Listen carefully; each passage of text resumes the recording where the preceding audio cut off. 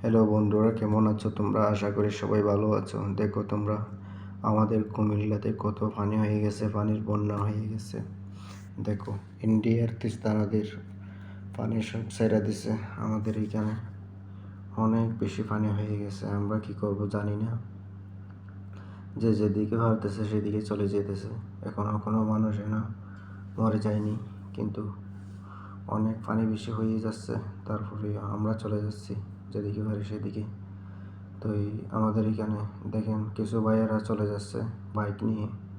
দেখেন রাস্তার মধ্যে পানি কতটুকু হয়ে গেছে, মানুষ যেতে পারতেছে না।